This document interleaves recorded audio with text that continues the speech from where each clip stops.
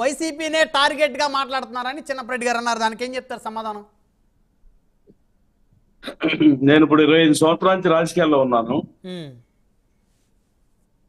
మధ్యలో పిఆర్పికి వెళ్ళాను, పోటీ చేశారు ఎమ్మెల్యేగా. అంతే. తర్వాత ఇప్పుడు మన ఎలక్షన్ లో బాగా తిరిగాం ఎంపీ గారు. ఉంటాయి ఈ రోజు వరకు ఒక ఎమ్మెల్యేని కానీ ఎంపీ గారిని కానీ లోకేష్ గారిని కానీ ఎవరైనా కానీ నాకు ఈ పదవి ఇవ్వండి అని అడగలా. నేను ఈ రోజు కూడా, గతంలో కూడా అడగలేదు. వాళ్ళు పిలిచి ఇచ్చినటువంటి సందర్భాలు ఉండే చిన్న పదవులు ఈ రోజు కూడా అడగలేదు, అడగను కూడా. వాళ్ళు ఇస్తేనే తీసుకుంటా. ఎందుకు తీసుకుంటారంటే మనం ఇచ్చిన శ్రమను వాళ్ళు గుర్తిస్తారని నాకు తెలుసు. తెలుగుదేశం పార్టీలో కష్టపడ్డ ప్రతి నాయకుడు కూడా ఇస్తారు. దానికి తోడు ఇప్పుడు జనసేన మన నాయకుడు పవన్ కళ్యాణ్ గారు ఉంటారు, వారు కూడా చర్చించుకుంటున్నారు 3 పార్టీల మీద, తెలుగుదేశం, బీజేపీ, జనసేన. ఎవరికి ఇస్తే బాగుంటుంది, ఎవరు కష్టపడ్డారని వాళ్ళ రిపోర్ట్లు అన్ని తీసుకొని చేస్తున్నారు. అంత అవసరం కూడా నాకు లేదు. వాస్తవంగా ఎవరినో తిడితే నాకు పదవి వచ్చి ఆ పదవి అవసరమే లేదు నాకు.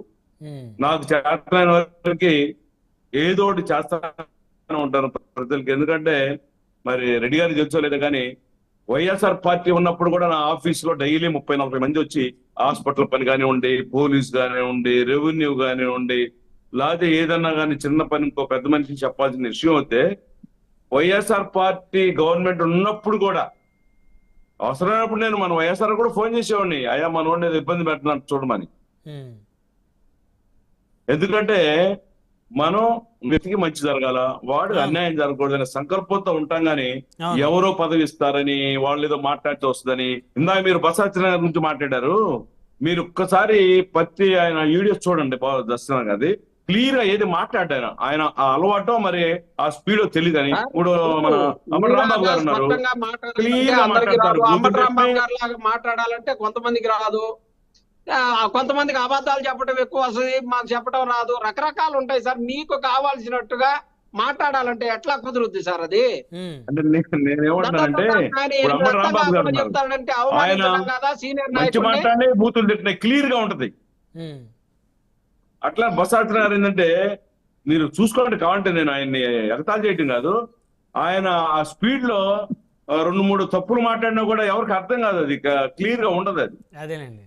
అంతేగాని ఆయన్ని వేరేగా మనం పెద్దవాళ్ళు మనం వాయిస్ ఒక్కొక్కరి స్వభావం అది ఇంకా వారి అలవాటు మొదటి నుంచి. ఇప్పుడు బాలకృష్ణ గారు మీడియా ముందు కొంచెం తడబడతారు, సినిమాలో డైలాగులు చాలా స్పష్టంగా చెప్తారు. అట్లా బొత్స సత్యనారాయణ గారు మీడియా ముందు చాలాసార్లు తడబడ్డ మాట వాస్తవం. ఆయనతో మాట్లాడే క్రమంలో ఆయన చాలా స్పష్టంగా మాట్లాడారు. ఎందుకంటే నేను చాలా సందర్భాల్లో బొత్స సత్యనారాయణ గారిని కలిశాను, ఆయనతో మాట్లాడే సందర్భంలో చాలా స్పష్టంగా మాట్లాడతారు, మీడియా ముందు తడబడతారు. అట్లా ఒక్కొక్కరి స్వభావం ఒక్కొక్కరి ఇది. అట్లా దాని గురించి మనం ఆయన్ని వేరేగా మాట్లాడతాం కాదు.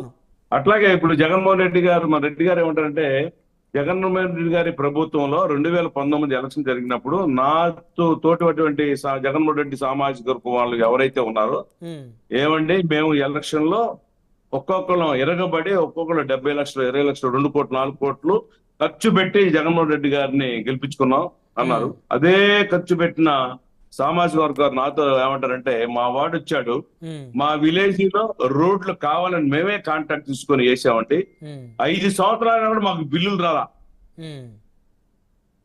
ఇవాళ కొంతమంది అంటే పేర్లు కూడా చెప్తా, సూసైడ్ చేసుకున్నటువంటి పరిస్థితి ఉన్నారు అదే సామాజిక వర్గంలో. ఇవాళ ఎంతో బాధపడుతున్నారు, ఇంతవరకు కూడా మాకు బిల్లులు రాలేదని.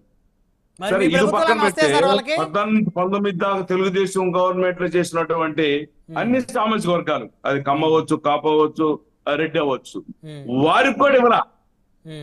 ఇక్కడ కమ్మ వాళ్ళ మీద కోపం ఆపాడు. ఒక సుచరిత గారు అమ్మటి పెదనందిపాడు నియోజకవర్గంలో ఒక కాంట్రాక్టర్ అమ్మడి తిరిగి పనిచేసి వైఎస్ఆర్ గెలవటానికి తన వంతు ఆ నియోజకవర్గంలో మండలం చేసినటువంటి అతను హోమ్ మినిస్టర్ గారే, అప్పుడు హోమ్ మినిస్టర్ గారు తీసుకెళ్లి జగన్మోహన్ రెడ్డి గారికి చెప్తే ఇద్దామని చెప్పేసి తర్వాత ఆమెను పిలిచి, అమ్మ అమ్మవారిని మాత్రం చాబాకమని చెప్పినటువంటి సందర్భం. అంటే నేనేమంటానంటే, ఇక్కడ ఒక అతను రోడ్డు వేసానండి, అప్పు తెచ్చుకున్నాడు,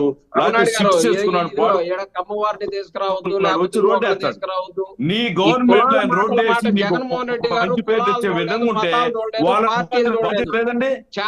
ఒక ముఖ్యమంత్రిగా జగన్మోహన్ రెడ్డి గారు ఖమ్మంలో తీసుకురావద్దన్నారు, మరి రెడ్డికి ఏమైనా చేశాడో నువ్వే చెబుతున్నావుగా.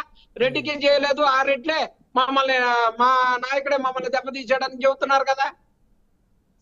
ఆయన అదే నేను చెప్తున్నా, కులాలు నేను చూడలేదు, చెప్తుంది, మతాలు చూడలేదు, నేను పార్టీలు చెప్తుంది చూడలేదు. అందరినీ ఒకే రకంగా చూశాడు కాబట్టి పార్టీకి పనిచేసినా జగన్మోహన్ రెడ్డి కూడా గారు అన్నాలు అదర్స్ కులాలు కూడా చేయగలిగినటువంటి పనిచేసినప్పుడు వాళ్ళకి ఇవ్వాల్సిన బాధ్యత నీకు ఏదని అడుగుతున్నాను నేను. అదే కులానికి అన్యాయం చేసావు, వేరే కులానికి కూడా అన్యాయం చేసావు. నిన్ను నమ్ముకొని ఓట్లేసి 151 సీట్లు ఇస్తే నువ్వు ఎలా పరిపాలించుకోవాలి? నీ వాళ్ళని ఎంతగా దగ్గర చేర్చుకోవాలి? ఎవడు కులాన్ని ప్రేమించండి, ఎదురు కులాన్ని మనం కాదు. తన కులాలకి తన మతాలకి వాళ్ళు ఇచ్చుకున్నట్టుగా జగన్మోహన్ రెడ్డి అలా చేస్తుంటే నువ్వు చేయలేదంటే డిస్కషన్ లో ఉండాల్సిన పరిస్థితి ఇంకోటి ఉండేది కాదు. ఇప్పుడు పవన్ కళ్యాణ్ గారు ఉన్నారు, పవన్ కళ్యాణ్ గారు ఉన్నారు. 300 మంది రైతులకి ₹1,00,000 కాడికి 30 కోట్ల రూపాయల సొంత డబ్బులు ఖర్చు పెట్టి అన్ని కులాలకు ఇచ్చాడు. ఇవాళ 6 కోట్ల రూపాయలు దగ్గరగా 400 పంచాయతీలకి ₹1,00,000 కాడికి పంచాయతీకి ఇచ్చి తెలంగాణకు ₹1 కోటి, ఆంధ్రప్రదేశ్ ₹1 ఇచ్చాడు. 6 కోట్ల రూపాయలు. అదే చిత్రం గారు ఇప్పుడు వారు ఏం చెప్తారంటే, చిన్నరెడ్డి గారు పవన్ కళ్యాణ్ గారు ఇచ్చి ప్రచారం చేస్తున్నారు, జగన్మోహన్ రెడ్డి గారు ఇచ్చే మూడో కంటికి తెలియకుండా ఇస్తున్నారన్నారు. ఒక నిమిషం చిన్నరెడ్డి రెడ్డి గారు మీరు మాట్లాడే మాట సేవ చేసినప్పుడు వేరే వాళ్ళకి మనం దానం చేస్తాం.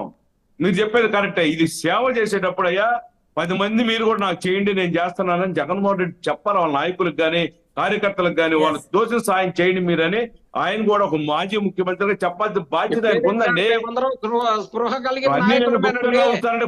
కొన్ని గుప్తంగా ఉంటాను చెప్పింది. ప్రజలకి సేవ చేయాలి. ఆయన ₹1 ఇచ్చాడంటే 10 కోట్ల జనం ఇప్పించచ్చు ఆయన. అవును అవును, అలాంటి పని అన్నా చేయాలి. రైట్ సీతారాం గారు, సమయం లేదు. గాదే గారు, ఫైనల్గా ఇక ముఖ్యమంత్రి గారి సహాయానికి వైసీపీ నుంచి అయితే ఎవరో ఎక్స్పెక్ట్ చేయొద్దు.